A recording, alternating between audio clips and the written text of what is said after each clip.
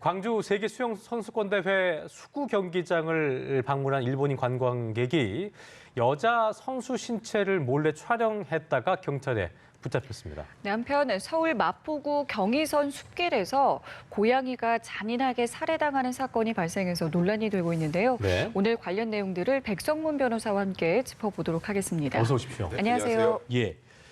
몰카 사건입니다. 어제 네. 광주 세계 선수권 대회인데 한국인이 아니고 일본인 관광객인데 보니까 수구 선수의 신체를 네. 촬영했다는데 사건 경위부터 좀 짚어주시죠. 일단 지금 광주 세계 수영 선수권이 오늘로 나흘째입니다. 네. 근데 어제 3일째 되는 날 이제 우리나라 수구 선수단이 이제 연습을 하잖아요. 예. 그 연습을 하는 곳이 이제 출입 금지 지역입니다. 일반인들은 들어갈 수 왜냐면 없는. 뭐 예. 쉽게 말해서 뭐 작전 같은 것도 노출되고 그러면 안 되기 때문에 연습하는 것들 보여주지 않는단 말이죠. 근데 별다른 제재 없이 일본인 관광객이 수구 선수들 연습하는 곳까지 가서 그 예. 근처에 가서 이제 일단은 그 연습하는 장면을 찍은 것인지 아니면 불법 영상물을 찍은 것인지 저희가 확인은 할 길이 없는 상황입니다만 일단 수사기관에 따르면 특정한 신체 부위를 몰래 촬영하고 연습하는 장면을 촬영했다는 혐의로 이제 일단 그 카메라 등 불법 촬영죄 혐의로 좀 입건이 좀 된 것 같은데요.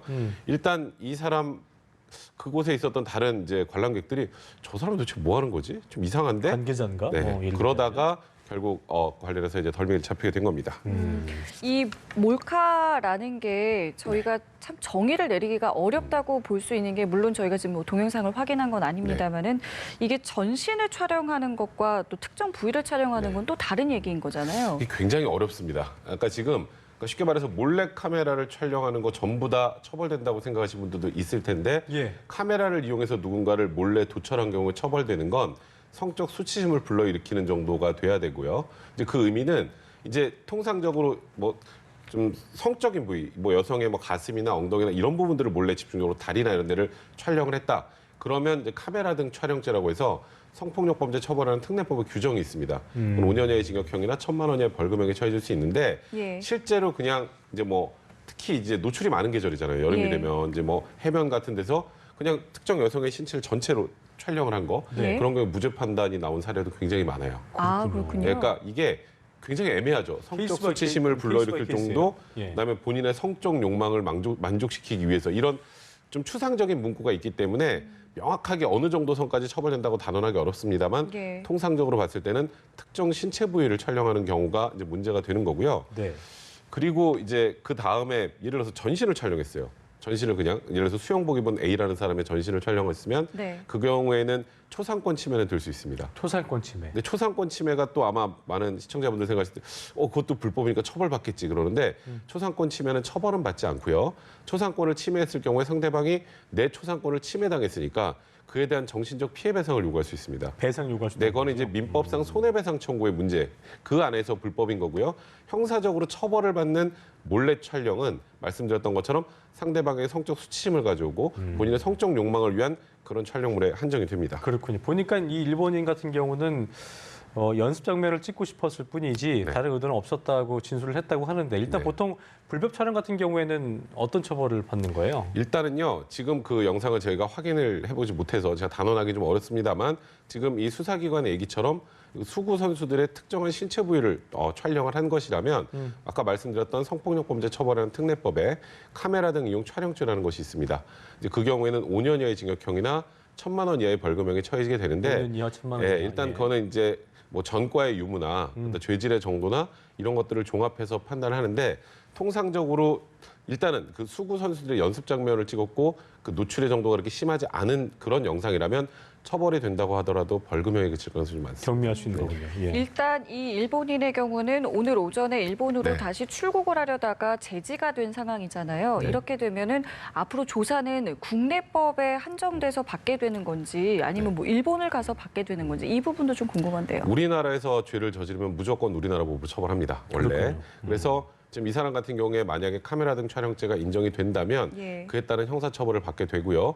일본으로 가서 다시 처벌을 받지는 않습니다. 우리나라에서 일본에 통보를 해주니까. 근데 말씀드렸던 것처럼 설사 출국을 한다고 하더라도 나중에 우리나라에서 이제 이런 형벌이 정해졌습니다 하고 일본에 통보를 해주면 현실적으로 형 집행은 좀 어려울 수 있다는 문제는 좀 분명히 있죠. 아, 통보했을 땐 형 집행 어렵다. 만약에 출국을 한다면. 한다면 네, 그렇죠. 이게 나중에 들어올 때도 그러면 뭔가 좀 제지당할 수 있는 거예요? 네, 다시 한국 올 그러면 때? 이런 거죠. 예를 들어서 처벌은 받았는데 그러니까 처벌은 이제 법원에서 처벌을 했는데 실제 처벌을 받지 않는 경우도 종종 있지 않겠습니까? 네.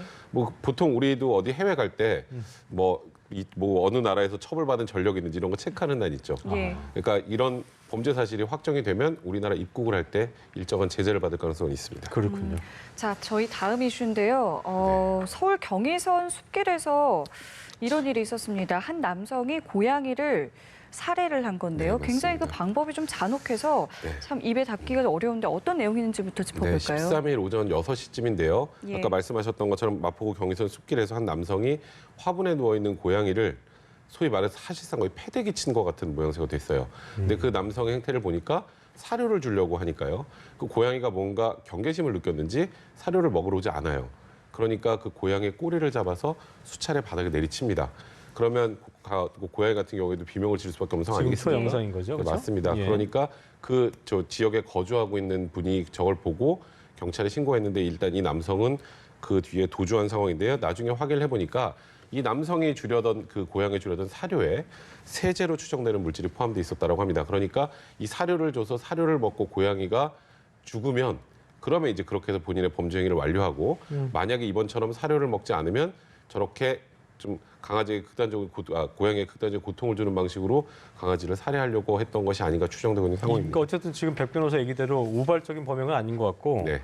사료에다가 세제 추정되는 물질을 묻혔다는 거는 미리 계획한 범죄라 볼 수 있을 텐데 이 부분은 어떻게 보면 처벌 수위에 있어서 좀 더 올라갈 수 있는 그런 부분인가요? 그러니까 일단 모든 범죄에서 우발적인 범행과 계획적인 범행은 형량의 차이가 큽니다. 네. 우발적인 범행 같은 경우에는 오히려 참작할 만한 동기들도 굉장히 많죠. 근데 지금 이렇게 처음부터 이 고양이를 특정해서 죽이려고 했는지는 알 수 없어요. 다른 고양이를 죽이려고 했던 건지 아니면 여러 고양이를 죽이려고 했던 것인지 알 수 없습니다만 일단 고양이를 죽이기 위해서 말씀하셨던 것처럼 사료에다 세제를 이미 타왔다면 그건 죽이려고 미리 계획을 한 거죠. 그렇죠. 그렇다면 계획범죄라고 지금은 충분히 추정이 되고요. 그렇다면 우발적인 범행보다는 처벌이 좀 더 강해질 가능성이 많습니다. 그렇군요. 네. 이 동물 학대와 관련된 보도 저희가 참 잊을만 하면 전해드리는 것 같은데 그때마다 이제 나오는 게 처벌이 조금 더 강화돼야 되는 거 아니냐 이런 이야기입니다. 네. 좀 어떻게 보고 계시는지요? 일단 그 고양이도 주인이 있는 고양이가 있고요. 길고양이도 있죠. 예. 근데 이제 길고양이 같은 경우에는 누군가의 소유가 아니니까 일단 재물손괴죄는 처벌이 되지 않고요. 그러니까 이제 타인의 소유, 일단 물론 살아있는 생명체지만 우리 법으로는 물건으로 봅니다. 그래서 일단은 소유자가 없는 길고양이 같은 경우에는 이렇게 잔인하게 그 고양이를 살해하는 경우에는 동물학대죄가 적용이 되죠. 그래서 예. 2년 이하의 징역형이나 2천만 원 이하의 벌금형에 처해지게 되는데 네. 지난 8일에 경기도 화성에서 고양이 2마리를 잔인하게 죽였던 사람에 대해서 내렸던 처벌이 벌금 500만 원 정도입니다.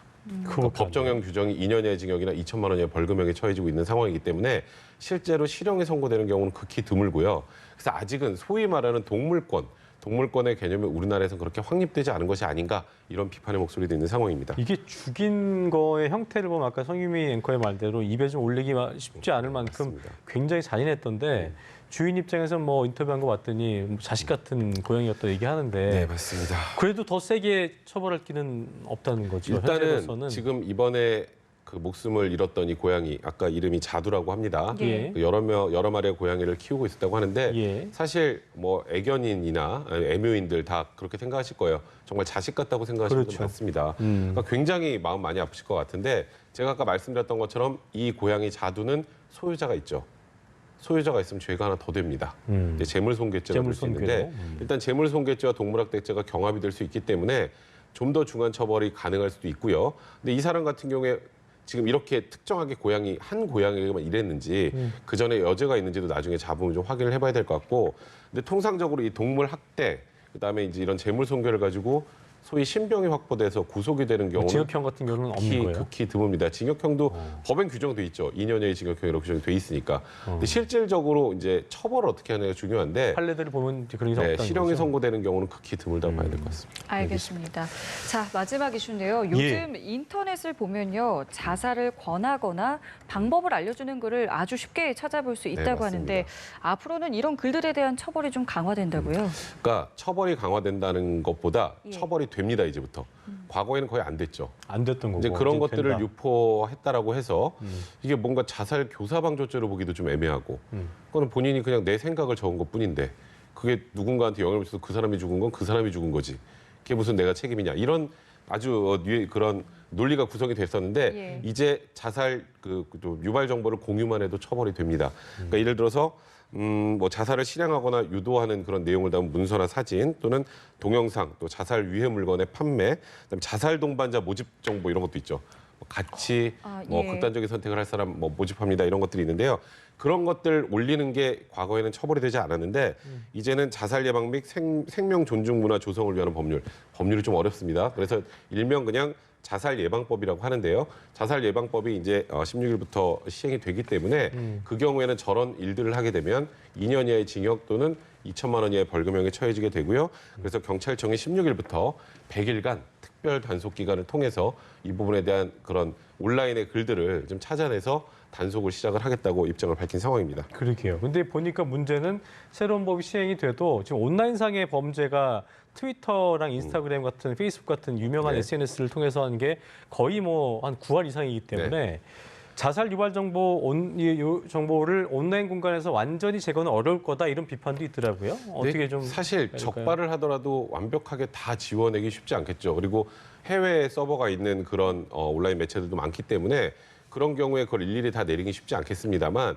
최소한 그걸 올린 사람의 그러니까 신분만 확인하면 한국에 거주하는 것만 확인하면 이제 처벌이 가능한데 문제는 허위로 또 계정 만들어서 하는 사람도 있잖아요. 예. 이제 그런 경우에 그 신원을 확인하는 게 좀 쉽지 않은 그런 문제들이 남아있긴 한데 어쨌건 이제부터는 이런 내용들의 문서를 올리고 공유하는 것도 처벌이 될 수 있다. 과거에는 처벌이 안 됐던 건데 처벌이 될 수 있다라는 사실 명심하셔야 될 것 같습니다. 알겠습니다. 알겠습니다. 저희 세 가지 주제 지금까지 백성문 변호사와 함께했습니다.